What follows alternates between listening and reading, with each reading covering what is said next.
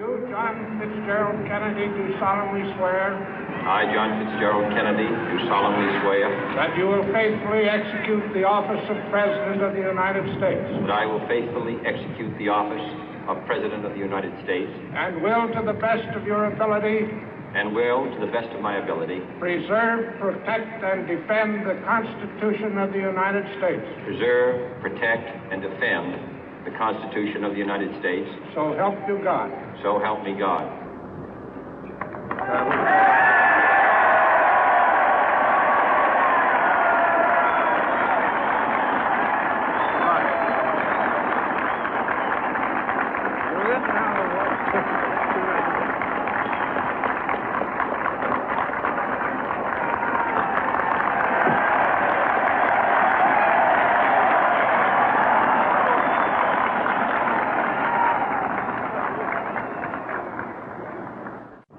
Vice President Johnson, Mr. Speaker, Mr. Chief Justice, President Eisenhower, Vice President Nixon, President Truman, Reverend clergy, fellow citizens. We observe today not a victory of party, but a celebration of freedom, symbolizing an end as well as a beginning, signifying renewal as well as change. For I have sworn before you and Almighty God the same solemn oath our forebears prescribed nearly a century and 3/4 ago.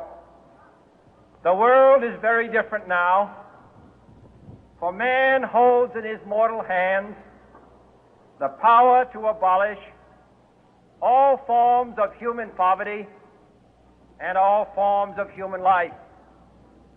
And yet the same revolutionary beliefs for which our forebears fought are still at issue around the globe. The belief that the rights of man come not from the generosity of the state, but from the hand of God. We dare not forget today that we are the heirs of that first revolution. Let the word go forth from this time and place to friend and foe alike that the torch has been passed to a new generation of Americans born in this century, tempered by war, disciplined by a hard and bitter peace, proud of our ancient heritage, and unwilling to witness or permit the slow undoing of those human rights to which this nation has always been committed and to which we are committed today at home and around the world.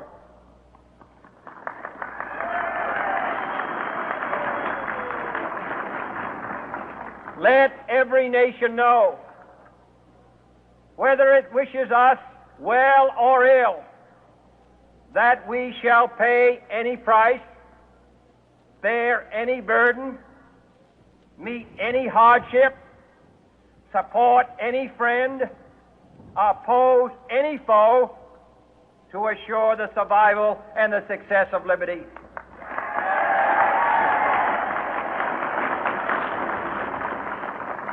This much we pledge and more.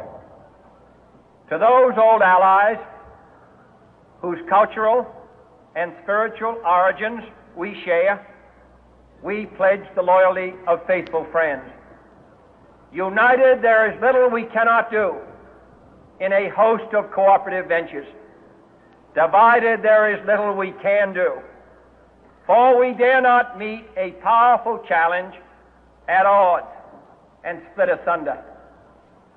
To those new states whom we welcome to the ranks of the free, we pledge our word that one form of colonial control shall not have passed away merely to be replaced by a far more iron tyranny. We shall not always expect to find them supporting our view, but we shall always hope to find them strongly supporting their own freedom, and to remember that in the past, those who foolishly sought power by riding the back of the tiger ended up inside.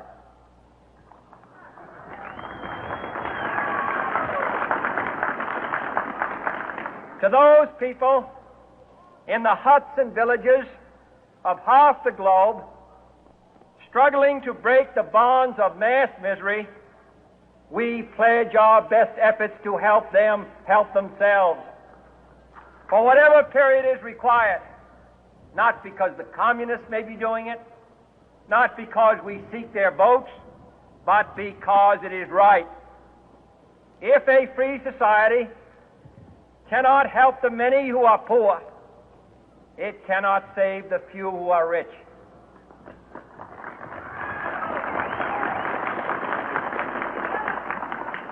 To our sister republics south of our border, we offer a special pledge to convert our good words into good deeds, in a new alliance for progress, to assist free men and free governments in casting off the chains of poverty. But this peaceful revolution of hope cannot become the prey of hostile powers. Let all our neighbors know that we shall join with them to oppose aggression or subversion anywhere in the Americas. And let every other power know that this hemisphere intends to remain the master of its own house.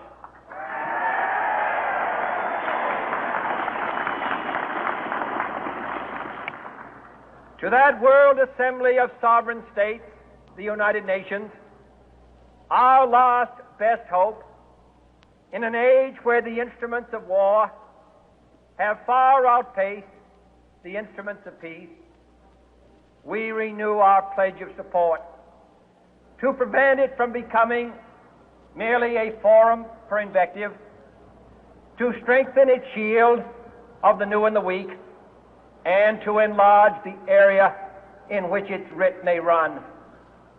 Finally, to those nations who would make themselves our adversary, we offer not a pledge, but a request that both sides begin anew the quest for peace.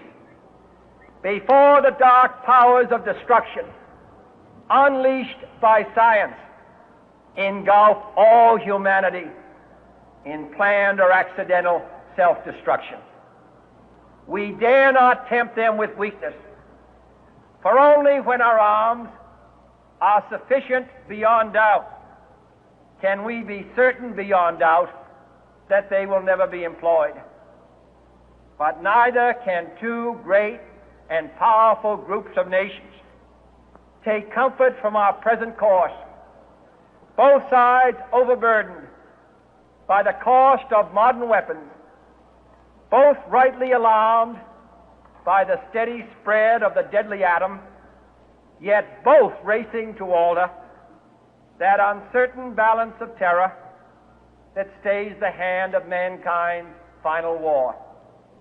So let us begin anew, remembering on both sides that civility is not a sign of weakness, and sincerity is always subject to proof. Let us never negotiate out of fear, but let us never fear to negotiate.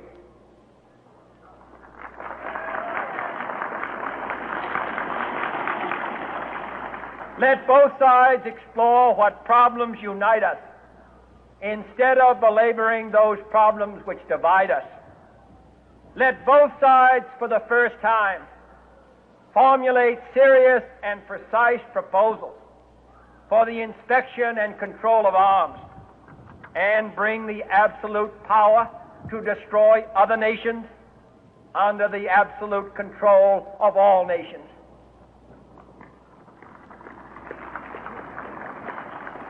Let both sides seek to invoke the wonders of science instead of its terrors.